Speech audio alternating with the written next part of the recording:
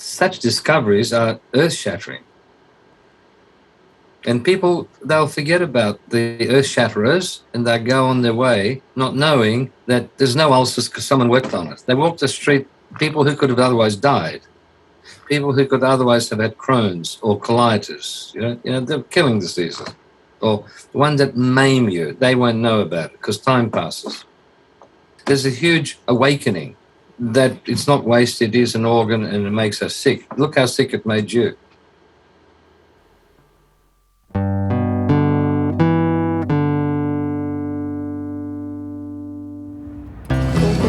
Go, go, go. Go, go, go, go, go. Please, quickly, before I shit myself. Oh.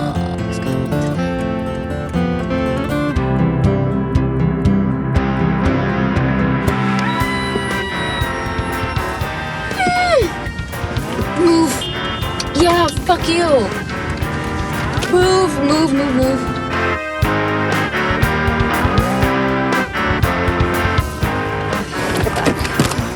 This is my life with ulcerative colitis, an autoimmune disease that attacks the colon. Because of my condition, pit stops like this are a regular occurrence.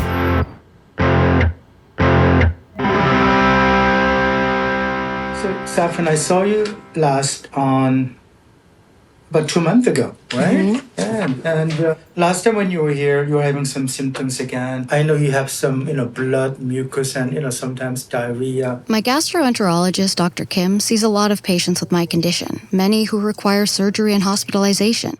In comparison to these more severe cases, I sometimes feel that he views my concerns as trivial. But you're lucky that it's not as severe as, other folks. I mean, your life's not in any way severely impaired, right? Because of your condition, or? Is my life severely impaired? Well, I spend close to $500 a month on medication. Some are taken orally, and some are taken rectally. Shake it up. Pop it in. You can do it on your left side, or if you're feeling frisky, face down, ass up. Sometimes I have to take more severe drugs, like steroids, which include side effects like acne and hair loss. Disgusting. While these medications help, they're not foolproof. I have good days and bad days. And the longer I struggle with this illness, the more frequent and severe the bad days seem to get. Obviously, this makes me a very annoying person to share a bathroom with. Please, can I go? Thank God I have an understanding partner. Look, it's obviously like a frustrating thing to be dealing with. It's frustrating to see your best buddy suffer. Yeah. So back to Dr. Kim's question. Is my life severely impaired? My life isn't severely impaired. It is slightly impaired, though. I know it's a pain in the butt, no pun intended. You need to change your mindset. I don't want to believe that it's just chronic and will be forever. Sure. Okay. Yeah. So I just always hold out this hope that one day they'll figure out. Yeah, I hope so too. I hope so. In the future, someone will find a cure, like a magic wand or bullet to cure this. But we haven't found a cure yet. He says that, but I'm always looking for ways to disprove him. I dream of being one of those people who biohacks their health with a natural solution. And I wonder if this might be it.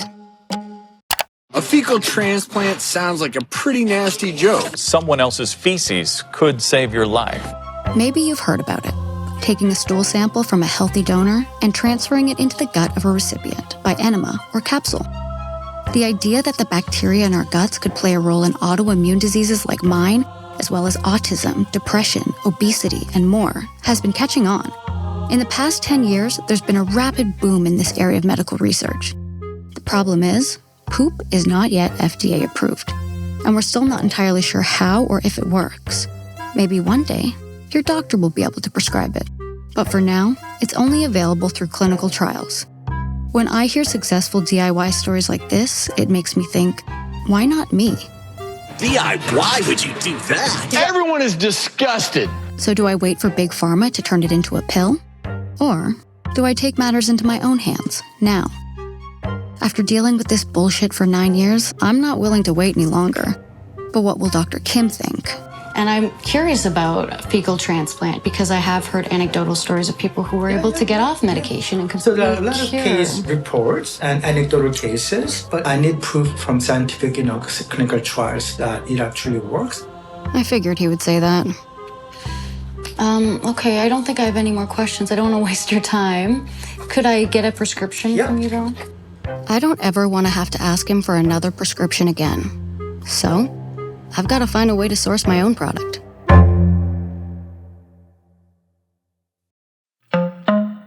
If I want to get off all these meds, I need to figure out what went wrong with my body in the first place. I started out as a normal, healthy kid. What went wrong? Is it all linked to this microbiome everyone is buzzing about? The colony of bacteria that lives in our guts? This thing is like an organ that we've just discovered that we didn't know existed. It's as if we discovered the liver for the first time and we're just starting to understand its function in the body. We're realizing that there are quite a number of diseases that actually are associated with having less microbes or less diversity in your microbiome, so you have less microbial genes. Autoimmune diseases to obesity and metabolic syndrome. Inflammatory bowel disease, metabolic syndrome, through to multiple sclerosis. Parkinson's. Regressive autism. Anxiety and depression. So all us people suffering from these conditions might have a lack of bacteria to blame? How did this happen? We have this increased incidence of all these autoimmune diseases, like an epidemic. Infectious disease went down, autoimmunity went up.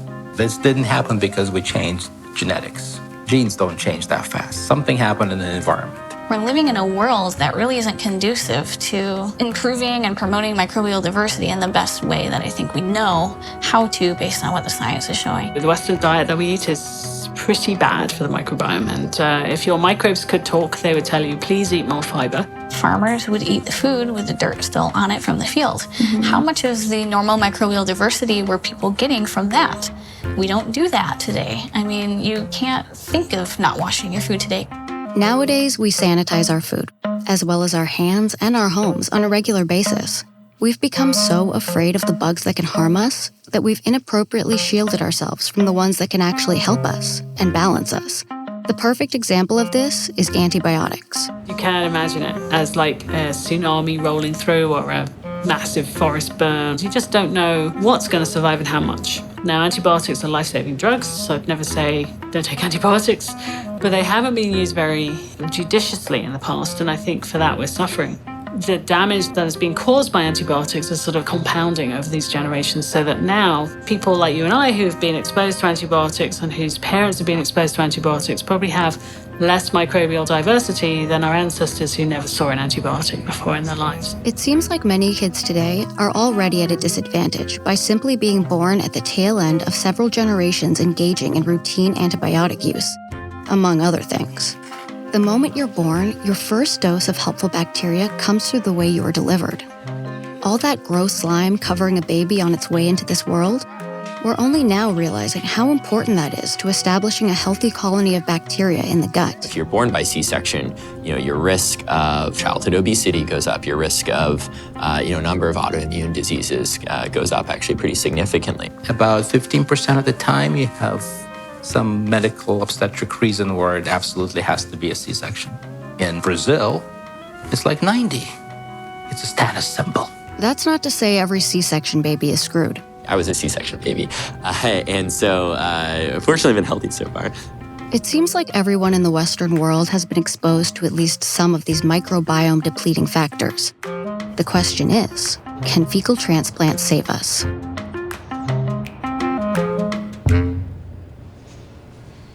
Meet Mark Smith and Carolyn Edelstein. Welcome to the Poop Lab. They're an impressive young couple that sells poop for a living.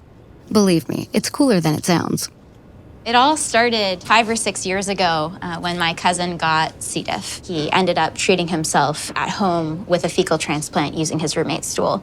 And it was from that experience that Mark, who was working on related research at the time, really got the idea for a stool bank. Hold on. And my cousin got C. diff. Let me explain that real quick. C. diff, or C. difficile, is a bacterial infection that wreaks havoc on your gut. This is not your average stomach bug. It can be deadly. The first line of treatment for C. diff is antibiotics. Kill all the bad bacteria that's causing the infection. But in recent decades, C. diff has become more virulent and difficult to treat. It's kind of crazy that antibiotics, which are like an atomic bomb for bacteria, are losing power against this gut infection. And fecal transplant, which works the opposite way by inserting good bacteria into the gut, can cure C. diff with a 90% success rate. It's astounding how well it works for this particular illness. And Mark and Carolyn believe fecal transplants could unlock answers to more conditions beyond C. diff. The greatest ambition that we have as an organization, that I have for my career, is we can try to reverse some of the broad trends and the increase in these diseases that basically didn't exist 50 years ago. Well, if they believe fecal transplants could potentially treat an illness like mine, maybe they can help me out. If I wanted to do FMT at home, would I be able to buy stool samples from your lab directly? No, we will only provide our samples to clinicians, and specifically to clinicians who are performing the procedure for patients who have C. diff and who have failed 2 or more rounds of antibiotics. That's right. C. diff is the only condition fecal transplant is currently approved for. Other conditions are still in the research phase. You may be fortunate to have a clinical trial going on near you for your condition that you qualify for. If not, you're literally shit out of luck. And so we did have some people stake out our parking lot trying to figure out who our donors were and trying to approach them directly. Yeah, and I understand why. Open Biome is known for having the most elite stool donors. The day after my screening was done and the stool sample was passed, this is a 3% chance of getting into this stool donation program, and that's a bit more difficult than it is to get into Harvard. So it was definitely something that was exciting and a great thing to be part of. So Kirtan's been with us since October, and since then he's donated about 209 stool samples. That's about 10 samples a week. At $40 a pop, Kirtan is raking in about $400 a week through his little part-time job. When I start to feel I need to go and poop, I'll get in my car, sometimes in a bike. A bike makes it a bit more difficult because you have to bike fast enough to get there. They give you the bucket and a lid, and then you sign off, put your date, and you get a stamp for donating. And every 10 stamps, you get a $25 gift card. Yeah, I forgot to mention that. A gift card to where? Amazon. Wow. Yeah. That's a pretty sweet deal. Yeah, they have good promotions. Yeah. On this stool chart, where do you fall? So usually my stool falls in type 4, sometimes type 3. But having well-formed bowel movements isn't the only requirement for being a good stool donor. While Open Biome won't give out their exact criteria list, naturopaths who help people source their own donors can give us an idea of what to look out for. And it's a lot because what happens in the gut doesn't stay in the gut. It affects everything, your brain, and affecting your joints, and affecting your skin. So really, I have people looking for the healthiest person that they can find. that would be my partner, Al. I always considered Al a pretty healthy person, but I never thought of him in terms of donor eligibility. Someone who is not obese, who doesn't have any chronic or acute GI disease, no chronic infectious disease, no mood disorders, no history of cancer, no metabolic diseases or chronic fatigue or chronic pain syndromes. Al checks all those boxes. They can't have had antibiotics in at least 6 months. They need to have a formed bowel movement every day or almost every day, and they need to not engage in behaviors that put them at risk of infectious disease. Okay, he's good on all those too. In addition, I tell people, ideally you want a donor who was vaginally delivered and breastfed, who has clear skin and clear thinking, and who just is a health superstar and eats a diet that is whole foods based with diverse fiber foods in there and is athletically active. And when I go through that whole list, people say, where do you find anybody on earth that fits all those criteria? But we find them. I guess I don't need Open Biome after all. I already share a bathroom with a great potential donor. Wait a minute, what am I doing? This is weird, this is disgusting. And I would be so embarrassed if I tried it and failed. When it comes to these DIY success stories I see online, my biggest question is, how do you even get the guts to try? It was end of the line for me, where I was like, I have to do this if I want to be able to have a life, because what's the point of living if this is my life? Charlie Curtis did DIY fecal transplant at home, using his mother, Sky, as a donor. He was going to the bathroom so much, 40 times a day. He could hardly walk. It was a disgusting disease. It was awful. A couple months earlier, I was having beers with my buddies and having a good time at university. And then next thing you know, I'm like living in the hospital. I had lost like 75 to 100 pounds. And I have doctors in front of me who are arguing about if they should take my colon out or not. And for me, I knew I was done. And I knew I had to try something. And I'm sure that you've tried 100 things, right? The difference between me and this guy is I'm not hospitalized. My doctor thinks I should be happy to be able to manage my condition with this medication. But this medication isn't making me better. It's a Band-Aid. Soon I'll be moved up to a higher class of drugs. And what happens when that fails? Well, you know, I can't downplay the medical system, but did the medical system here save my life and give me my life back? No. They weren't even encouraging me to do my own research on it. It was a dead stop. So Sky took a leap of faith and reached out to Dr. Barodi, an Australian gastroenterologist who has performed more fecal transplant procedures than anyone in the world because they don't face the same FDA restrictions there. Every doctor I've spoken to so far has been against the idea of taking on this procedure DIY. But what does the guy who's overseen more than 16,000 of these procedures have to say about it? For patients who have colitis, I would certainly want them to find a doctor who will supervise, but to stop a person getting better is not a physician's role, because you need to get better at a time when history doesn't permit you to do this with current legislation. I wrote him an email. I'll never forget this. I was driving in Huntsville, so miles from Australia. My phone rings. I pick it up, hello, and he was on the phone talking to me. I went, oh my God. And he said, I'm happy to help you. I couldn't believe it. I'm happy to help you. And I said, well, how can I pay you? Oh, no. This is what I do. And he sent a whole pile of information on how to do fecal transplants.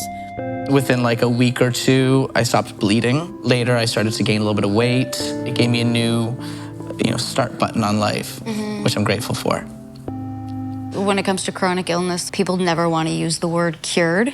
Totally. It's like, knock on wood, don't say you're cured because you're going to jinx yourself because it always comes back. I was the biggest advocate for not saying I was cured. I so desperately didn't want to go back to being sick. There's no signs that I will.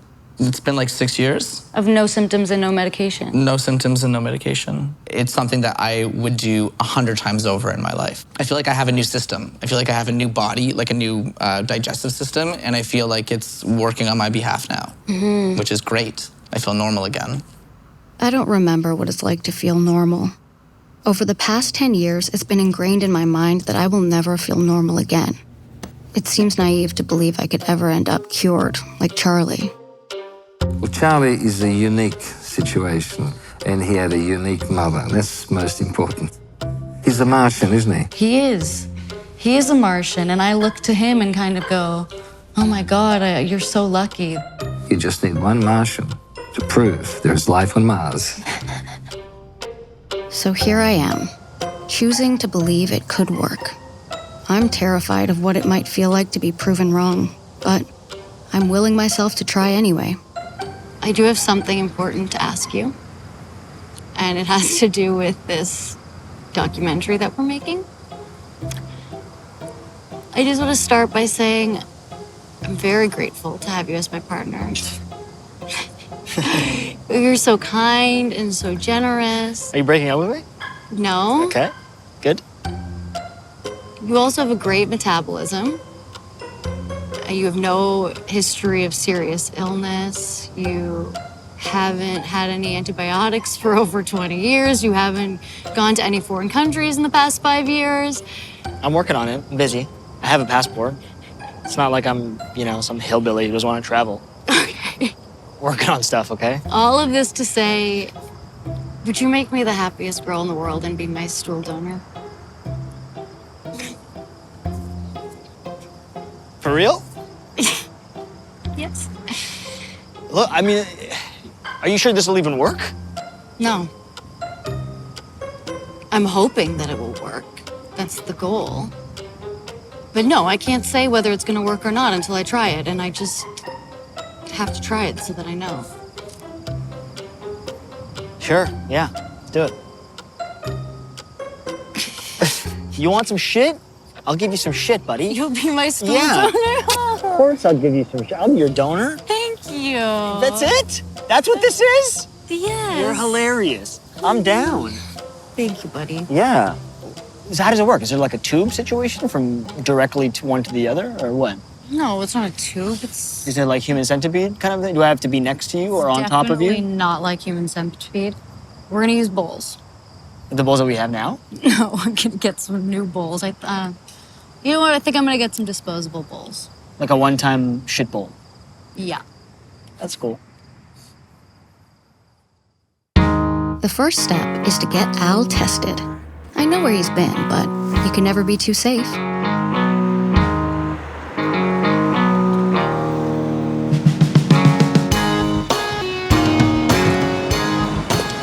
How'd it go? Good. What's going on? What you got there? Biohazard. That offensive? While Al goes home to poop into these biohazard containers, I'm moving on to step 2, gathering supplies.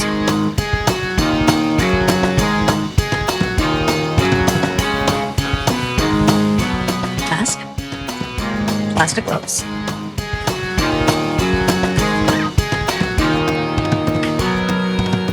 I defined things that I didn't know what they were.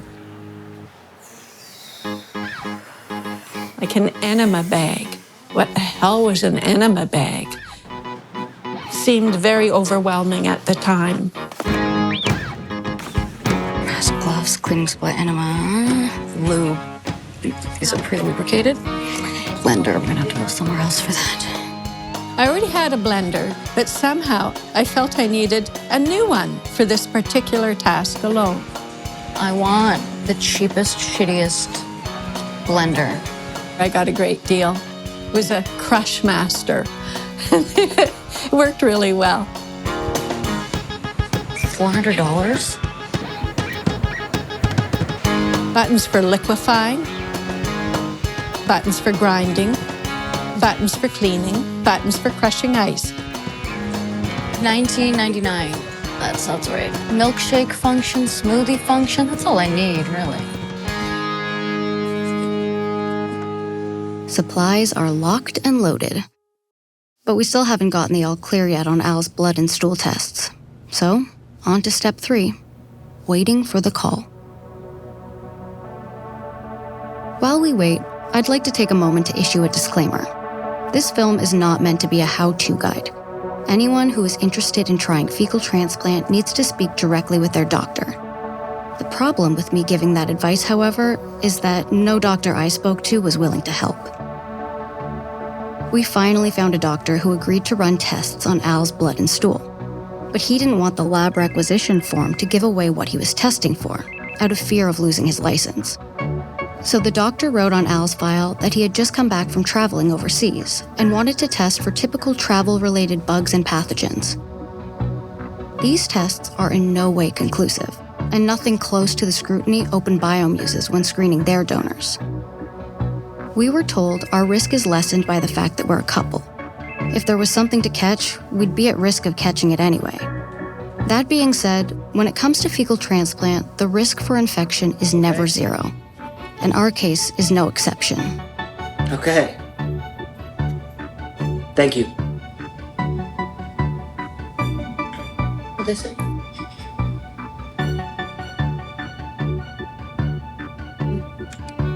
We're good. We're good? So, was this the green light I was looking for? Honestly, it's more like an amber. But I'm already in the intersection. I guess we gotta barrel through. Okay. So what does that mean? So like now we can what? We can start? Yeah. Good.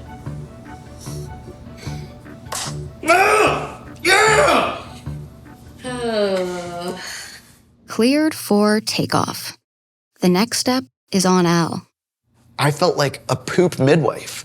I'd have a patient fly in from another part of the world or another state in the United States and say, okay, I'm here for FMT.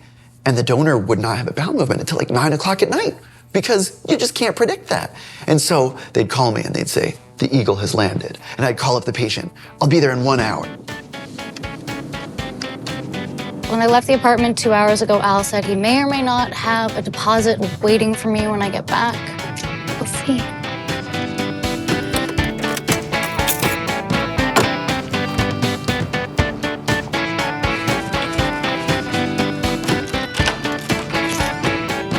Monkey?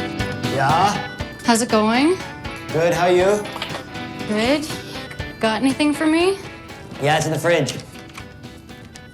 You put it in the fridge?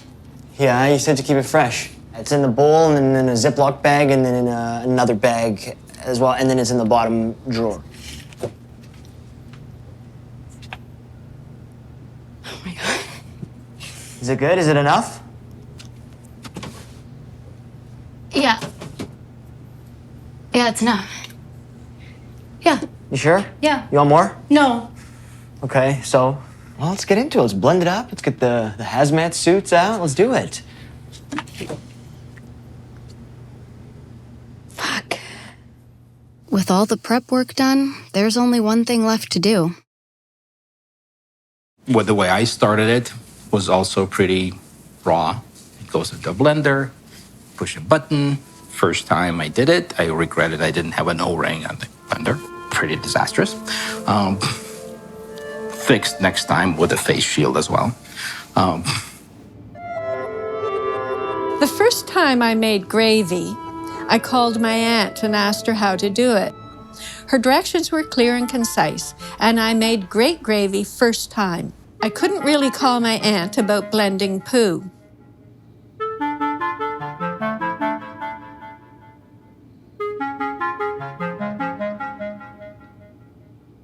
I spooned the poo into the bottom of the blender. I caught my breath and calmly poured the bottle of sterile saline solution over the poo until it was just covered. Then I pressed liquefy. And I watched with a sort of horrified glee as my poo turned into, well, frankly, it looked like gravy. I stared at it, thinking Aunt Patty would be proud of me for making such a smooth-looking gravy. Then I jolted back to reality. What a mess! First, I washed my hands for far longer than the recommended 10 seconds. Then I spent quite a long time cleaning up the bathroom floor, wiping down the side of the toilet, and buffing the taps with antiseptic wipes. I finished by spraying my whole body with Lysol. Not really. I felt like it, though. And then I looked at what I had done. It was perfect. I did it. There he was, lying on the futon, hiding behind the curtains I'd rigged up. I figured it had to work. I had to believe it. I didn't really have an option. My other option was my son was going to lose his colon, and that wasn't an option. So I had to believe it.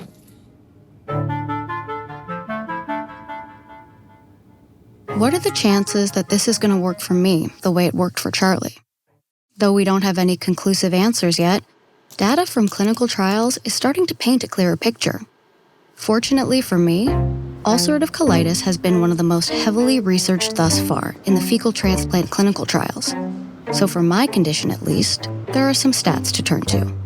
So we were the first in the world to register a study, a randomized trial of fecal transplants and ulcerative colitis. This looked at 75 people with active ulcerative colitis, and we randomized them to fecal transplant or placebo. And they had one transplant a week for 6 weeks. At the end of the study, at week 7, we checked their symptoms, and we defined remission as absence of symptoms or almost absence of symptoms and complete healing of the bowel. So we achieved that in 25% of people having fecal transplant compared to 5% in the placebo group. This was statistically significant, and in fact, this works at the week 7 as well as current therapies that suppress the immune system like biologics. 25% remission rate at week 7 might not seem like a lot, But it's actually just as effective as many of the pharmaceutical drugs currently being prescribed for my condition.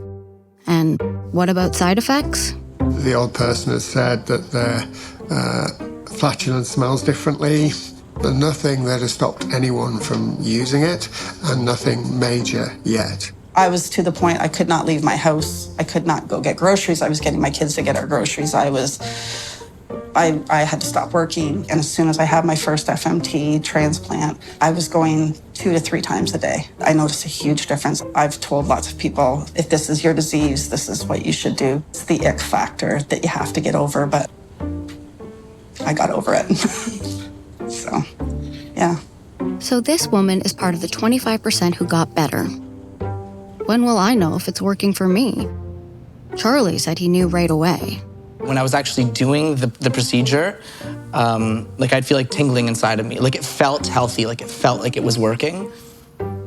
So it made me feel confident that I was sort of on the right path and that there was an end to the road. Mm-hmm. But I don't feel anything at all. How many of these am I supposed to do before I know if it works or not? The McMaster University study does 8 treatments over an 8-week period. Dr. Barodi and Mark Davis recommend about 10 days. But Charlie and Skye followed a slightly different protocol, and it involved a lot of poop transfers. Oh, so many. Every day for a month, and then every second day for a month, and then every third day for a month. And then once we got down to once a month, we did once a month for 3.5 years. Wow, that sounds like a huge undertaking. Can I really keep this up for that long? It's gonna be great. I don't know, it's like part of the routine at this point, you know? It's like built into the schedule, so I kind of dig it.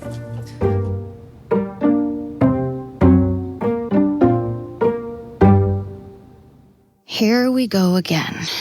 Okay, I got this.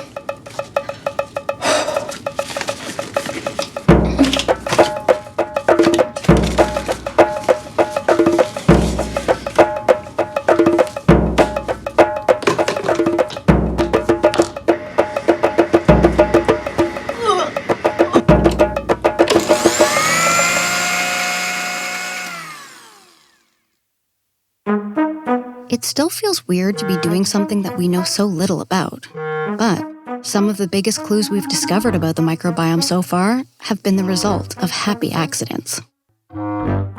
So there was a story of a patient who had C. diff, but who also had alopecia, which is where none of the hair on their body grows.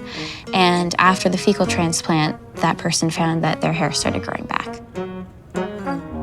Quite a few patients' results came as a result of treating one thing and then somewhere down outside the bowel, their symptoms improved. In fact, we published 3 patients, for example, who had constipation treated with FMT, and they got out of their wheelchairs with their MS.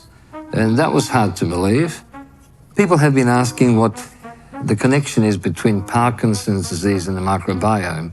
Our contribution came from the fact that most of these patients, over 80%, are constipated.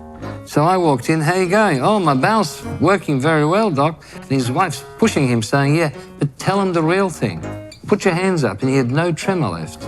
And I thought, oh, well, all these Parkinson's patients are going to get better. And they didn't. So about 10% have got measurable improvement. But this is what you report because people have to hear about it so other researchers pick up and run with it. And we have done some trials in autism in the States. We have seen examples of children who have completely recovered speech. And I do not know why, because it was so sudden sometimes. The autism trials began with the goal of seeing whether fecal transplant could improve gut-related symptoms in autistic children. It was a fortunate side effect that many of the children who saw improvement in their bowels also saw an improvement in language and behavior. I remember the kid who got best word improvement from about 23 words to 800 words. His parents brought a bottle of wine and a card, which was called, inverted commas, shit for brains. And I can't say it changes in 100% of children, but we do know that it's reversible. It's just that we can't accelerate the process. There is a clue in there, and that's what we're going to follow, you know? Discoveries like these are remarkable and point us in the right direction for future research. there are countless more anecdotal examples of how transferred microbes can affect us in unique ways. We went through this journey together, and what she ate was going inside of me, and what she was feeling was going inside of me, and the hormonal transfer was a very real thing. Charlie did mention, though, some side effects that he was experiencing. Hormonal side effects, do you remember that? Oh, yeah? Yeah, that was pretty funny. So at the time, I was going through menopause. And so was he. He'd be covered in sweat, be beet red. I didn't know what was happening, and we sort of put two and two together, and so I learned how to manage my menopause symptoms. Charlie claims that he was having hormonal symptoms because his mother was going through menopause at the time. He claims he was having hot flashes, mood swings. Interesting. Is that possible? Yeah. So I learned that from a patient. He wanted to have his wife to be the donor, but she was pregnant. And little did he realize that when he did the FMT, the reason why he vomited every day, he was transmitting her morning sickness. But yes, you do transmit high levels of hormones. Interesting stuff. Yeah. I can't say I've noticed any weird side effects, although I do relate to the fact that it is a very intimate process. My mother, she was the first FMT of constipation. And then Dad was a donor, and she got cured within 3 or 4 days. He passed away, but his stool lived on. Gotta love a good love story. In my case, it's day 3, and I can't say I'm cured yet. In fact, I can't say I've noticed much of a difference at all. I'm holding out hope that I'll see some improvement soon. As for Al, he's taking his duties as stool donor very seriously. Whenever I start questioning why I'm doing this, he encourages me to keep going. I'm so grateful that he has my back in this weird adventure.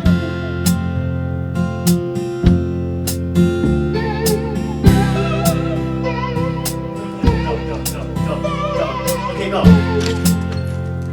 Oh my God!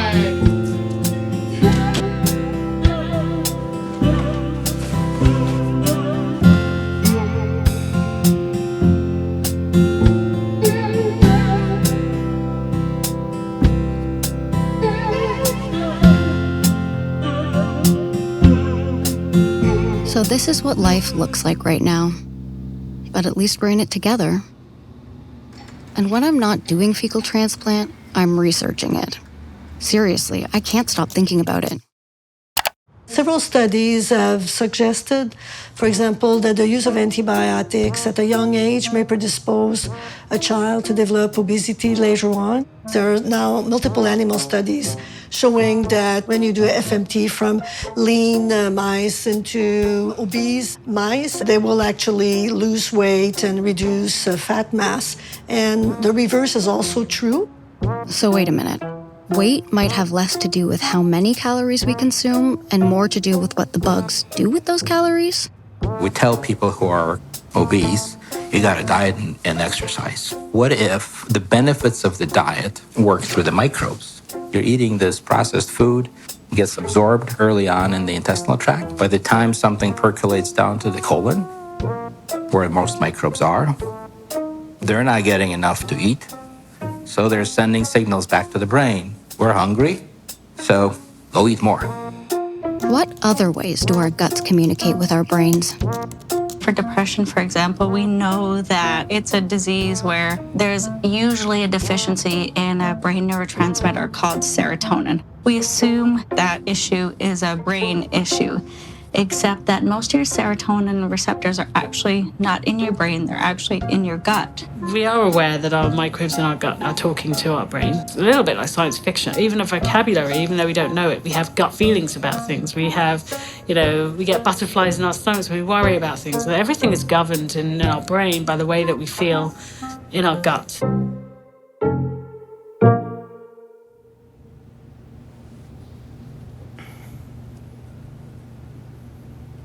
Hi, sorry. I'm almost ready. Were you just deucing? Yes. How was it? It was good. Really? Yeah. What do you mean?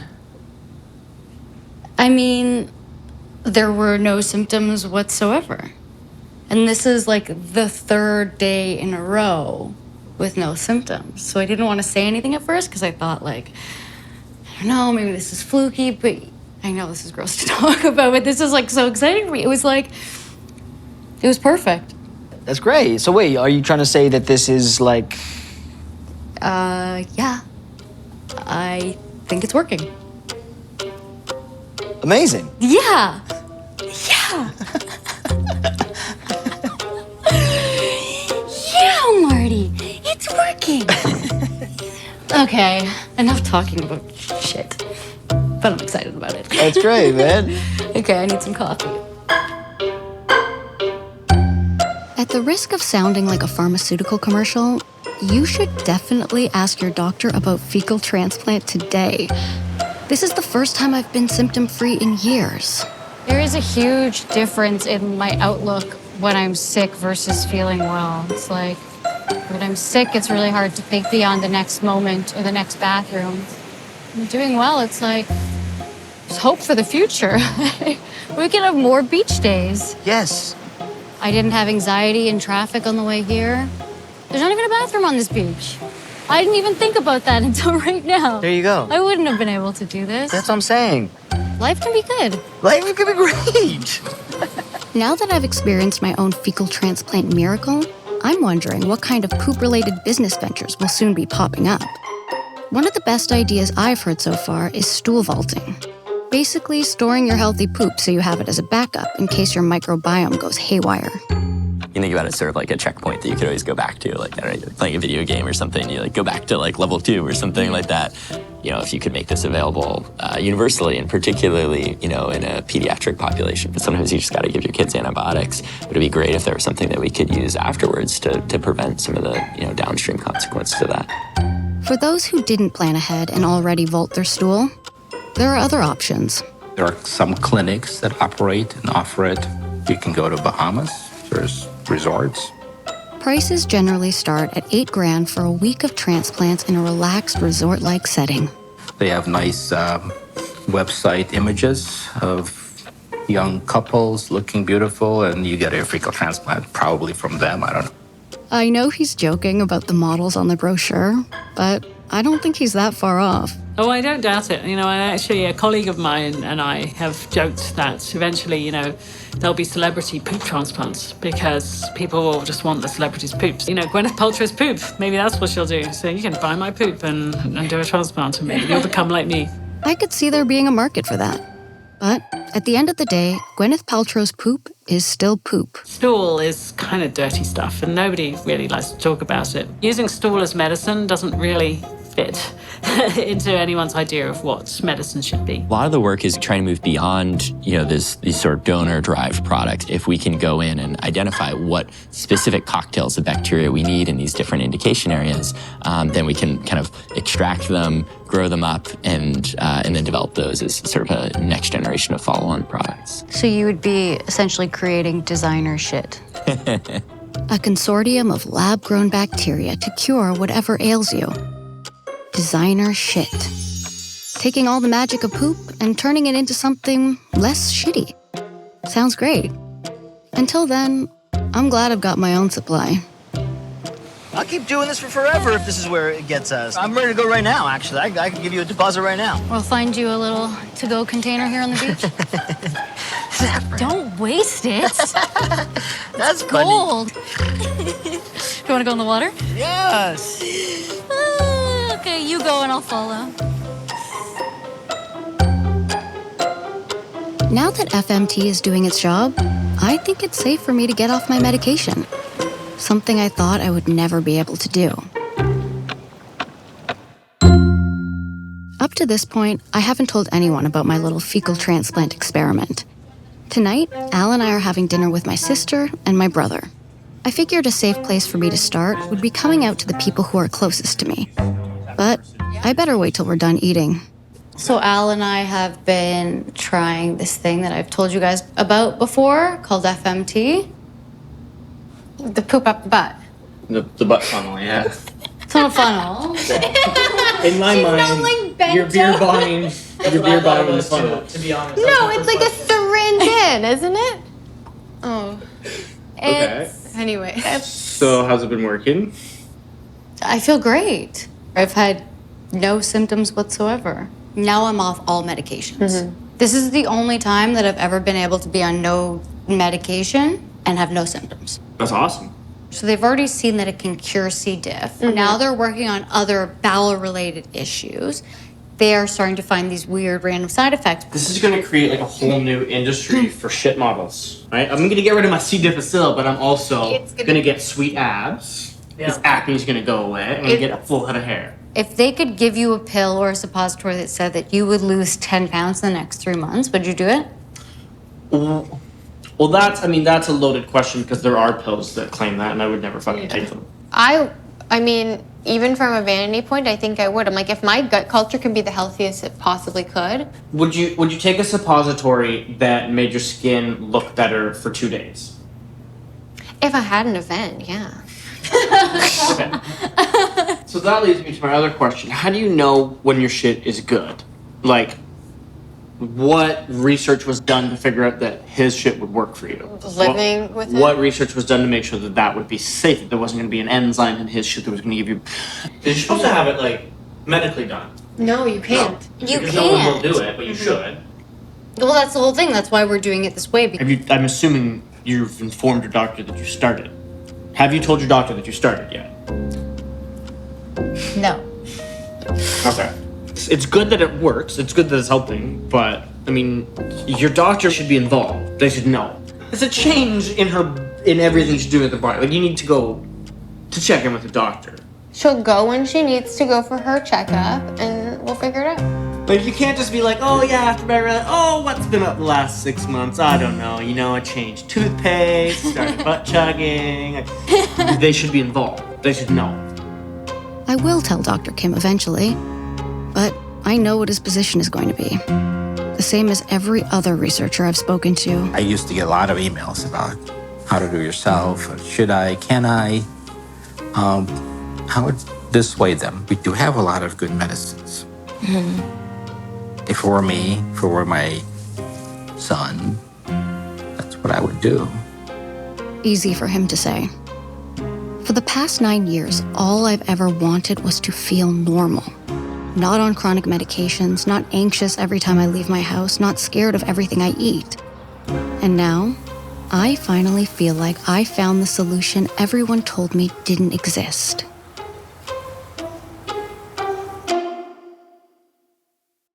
One of my favorite comparisons that I like to make is for every star that you can see in the Milky Way galaxy, for every star you see there, you have orders of magnitudes more microbes in your gut. So you have a universe of microorganisms living in your gut. Now, what do we know about the universe? So how can we expect to know more about the universe in our guts than we do about our own universe? You know, there's just so much data. There's so many factors. Those microbes are interacting with each other and with our systems in ways that we can't even begin to understand yet. It's fun to play scientist, right? And to feel like, I think a lot of what's happened is that scientists put themselves on this pedestal and feel like, oh, well, you can't do science because you weren't trained, or you don't know this, or you don't know that. And so biohackers are realizing that, well, yeah, I can do this. I can educate myself, and I can do this in a responsible way and put the pieces together. But because we haven't been using fecal transplants long enough to test the long-term effects, even if the donor has been screened for pathogens and they fit the bill of good health, the risk still isn't zero at this point because there's just so much that we don't know. Even though things are going really well right now, I keep having this recurring nightmare that I'm in an infomercial for fecal transplant.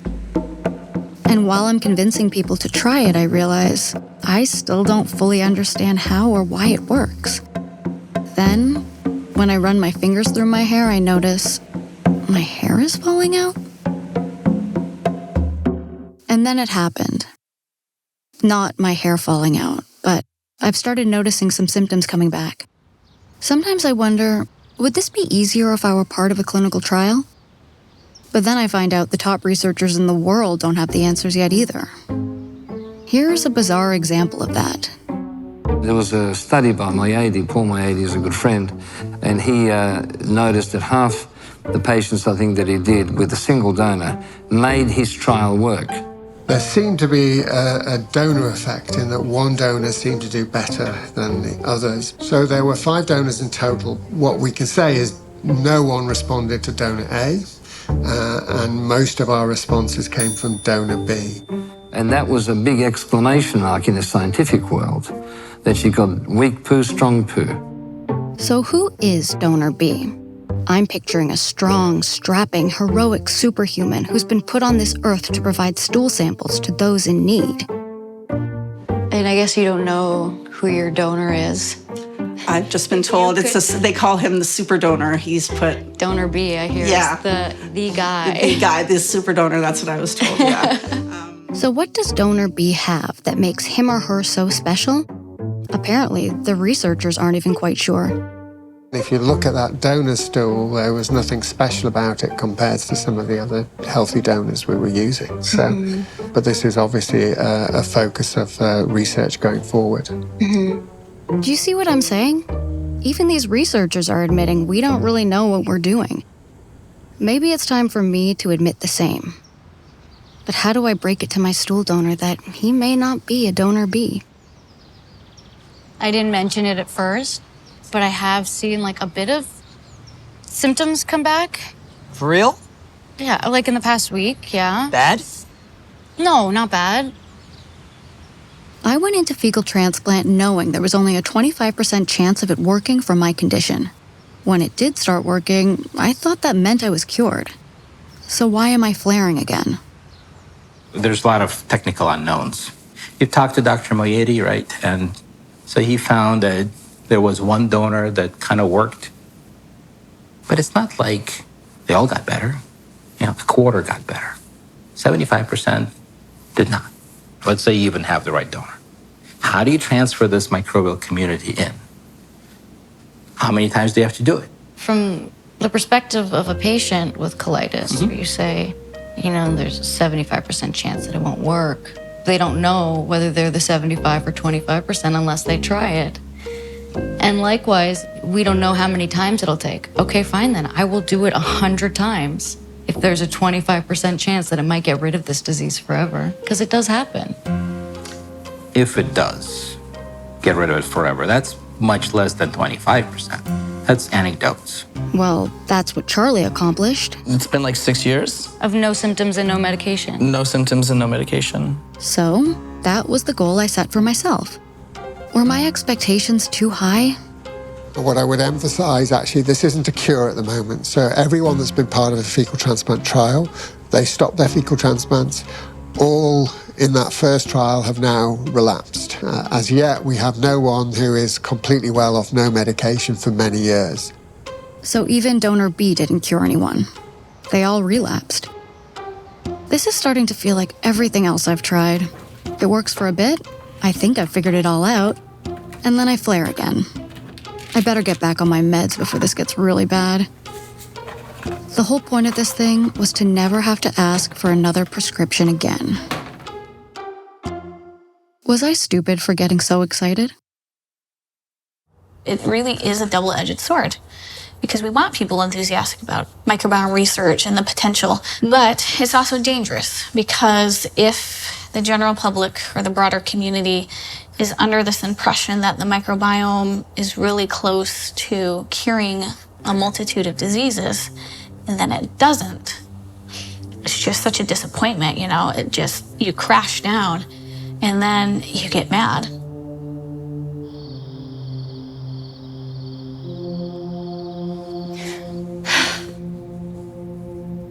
I'm not feeling so good. It looks like my colitis is back. I guess naively thought that I wouldn't have to experience that kind of pain ever again. And I just thought I was past it. And now I look forward and think, how many more years am I gonna have to go through this before I find something that actually works?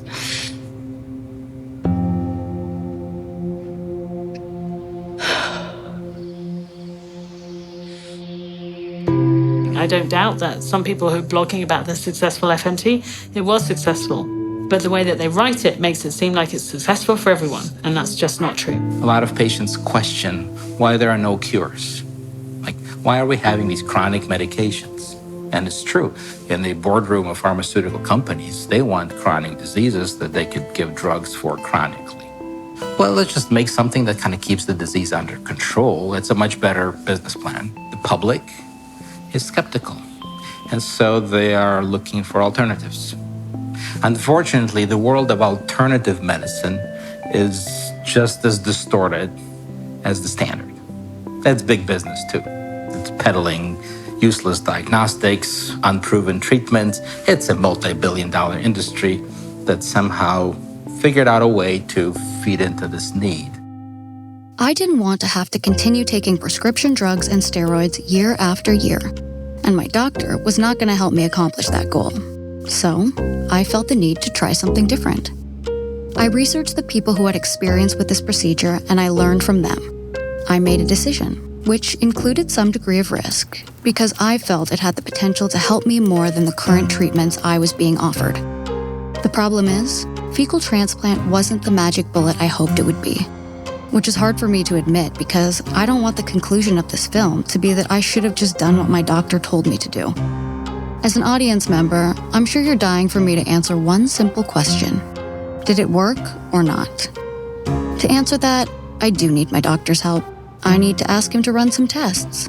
Hopefully his assistant Jenny can slot me in. Oh, hi, Jenny. Hi, Jenny. Hi, Jenny. It's Saffron Cassaday calling again. This is Saffron calling. It's Saffron calling again. If you could just call me back at your earliest convenience. I was hoping to talk to Dr. Kim. I left a message a couple days ago for Dr. Kim. I know Dr. Kim's very busy, but I'm just not feeling very well, and I'm calling looking for advice or advise me on what I should be doing. Please just have him call me back as soon as possible. Could just have him call me or email me. Thank you.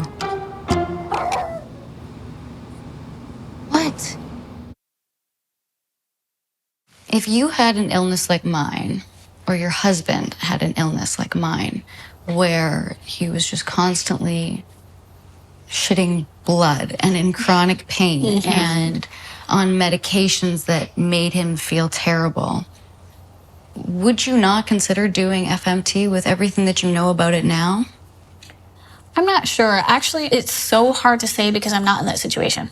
All right? Like, I have my scientist hat, but then I have my human hat, and like, I love my husband, and I would do anything. I think then I would be in a situation where I am in a situation that a lot of people are in, where it's like, I would do anything. It goes back to this discussion of risk to benefit ratio too. So for this person who's sick, for them, that risk to benefit ratio may actually lay in their favor, and it totally depends on their quality of life.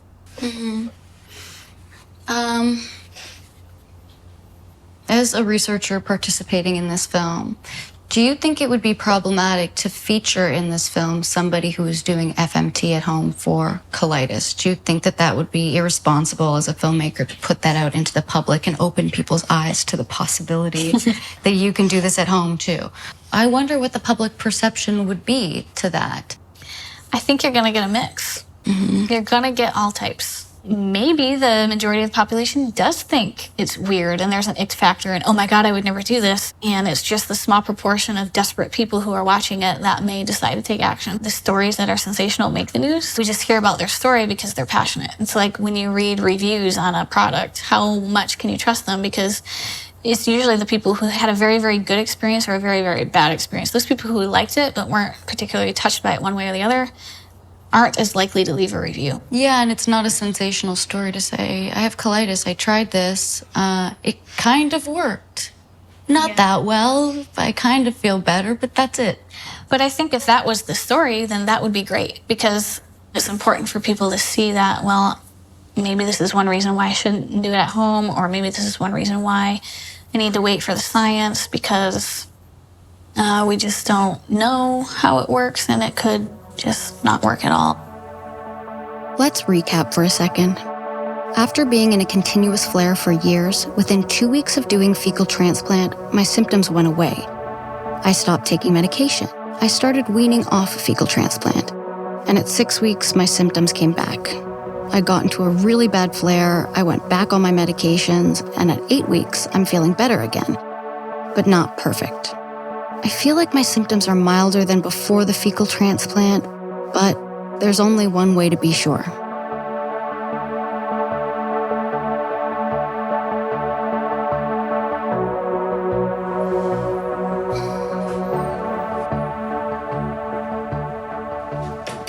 Hi, how are you? Oh, how are you? Nice to meet you. And how are you? Good. So how have you been? So I've spoken to you about FMT a few times. Yeah. I've actually started trying FMT. Okay. Using him as my donor. So how did you do it? Did you have... Via enema. Through like a blender to blend the stool with like water or saline solution and then put it into an enema. Okay. So I ended up getting sick anyway. Yeah. But I do believe that while I was doing it, it was beneficial in some ways. When it comes to IBD especially, we do not have good evidence for that yet. Mm-hmm. But anecdotally, you think it's working. Mm-hmm. But the other thing is there's some placebo effect. If you look at clinical trials, you'll be surprised. Okay, he doesn't seem convinced. But what does my colonoscopy show? No, actually, colonoscopy looked really good. Nice. And we took biopsies to look at microscopic degree of inflammation. Biopsies from here look completely normal. Really fantastic. That's the bottom of your rectum. It's not really drastic here. We did a sigmoidoscopy, right? Actually, a year ago. And was more extensive. So in terms of extent, was up to about here. Okay. Instead of just way down here. And was a little more, severe involvement. Let me see. Oh yeah, look at this, right? So there's more kind of granular changes, a lot of blood there. So that was, a year ago. So it's much better. Look at that. Yeah. Yeah, that looks great. Yeah. You guys have to skate together. Well, now we're linked forever. My stool. So it did work. Maybe I'm not 100% symptom-free, but there's definitely been some improvement. I began this journey by hoping for a cure. Is it giving up to be satisfied with less? Al thinks we should keep trying, but I'm wary of getting my hopes up. How are you feeling about everything, Sal? I feel pretty good. Yeah? Look, we had 2 months of doing it and you saw those scans. They looked significantly better. If we kept going, they must have looked even better than that. But what if we keep doing it and it still doesn't work? What if it never works for me the way it works for Charlotte? I'm never cured. Still not going anywhere.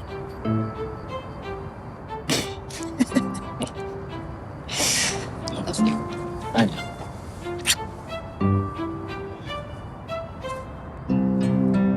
I saw this young woman in her late 20s, early 30s with Crohn's colitis. She needed her whole colon removed to save her life, but she didn't weigh enough to be safe to do the surgery. And she said, could FMT help? And I said, I definitely would try it if I were in your shoes. They did 10 FMT retention enemas, and they saw nothing. No benefit in clinical symptoms, just as much pain, just as much blood. It was horrible, and we were still scared for her. And she had the colonoscopy done, and the endoscopist said, whatever you're doing, keep doing it, because you have profound mucosal healing in the distal third, the last third of your colon. Well, she did 25 or 30 FMT retention enemas before she started to see significant benefit. I continued doing fecal transplants. In total, I did about 200 fecal transplants over the course of 2 years. My symptoms continued to improve, but never quite reached remission. I decided that despite my condition, life had to go on. We got married. We traveled. And in May of 2020, I got pregnant. 2 months into my pregnancy, my colitis symptoms completely disappeared. 3 years later, they still haven't come back. My most recent colonoscopy showed complete histologic remission. In layman terms, that means there's no longer any sign of colitis in my body, except for a bit of scar tissue that remains in my rectum. I've chosen to remain on one form of mild medication for now. Maybe one day I'll be able to get off medication entirely, but if not, I'm very happy with the state I'm in. I truly feel that fecal transplant targeted the root cause of my condition. With each passing day, the benefits seem to increase. And Dr. Barodi says that's not uncommon. If you put a poo in and wait, inside the lining of the bowel, donor poo can attach itself to the human tissue, and it takes years. So as you wait longer and longer, the larger number of people go from remission to a cure. And pregnancy is an unusual phenomenon of preventing rejection of non-compatible tissue called baby. And it also is like an immunosuppressant for the colitis. Maybe the fecal transplants were working slowly over time, and pregnancy provided the perfect environment for them to take hold. I know my case is anecdotal, but as Dr. Barodi says, you just need one Martian to prove there is life on Mars. You need one reversal of colitis like in yourself to know that the damn thing works. Studies continue to show fecal transplants can cure C. diff with up to 90% efficacy. And some pharmaceutical companies are close to developing an FDA-approved fecal transplant pill, which will eliminate the ick factor and make fecal transplant for C. diff far more accessible. For other conditions, Dr. Quartz thinks it will be a while before we have a designer shit product that works for individual indications. Scientists have a history of mucking around with stuff that's far more complex that they understand. A common example would be breast milk. The food industry comes out with formula. Why do the breast milk? We can make formula. It's synthetic, it's scientific, it's great. It took decades to learn. Actually, we didn't quite come close to what the natural product is. We don't quite understand all the intricacies and complexities. Dr. Barodi believes any FDA-approved pill will help accelerate research for all conditions. Once you have an easy product to use, we're going to have numerous new trials on various conditions. Such discoveries are earth-shattering.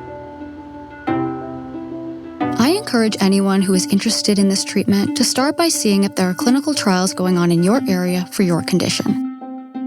You get the safety of doctor supervision, and you can feel good about participating in research that advances this field further.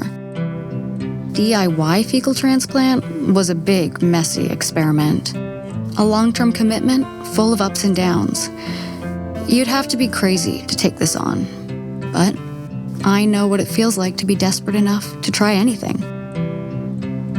I would do it all again in a heartbeat, because it gave me my life back.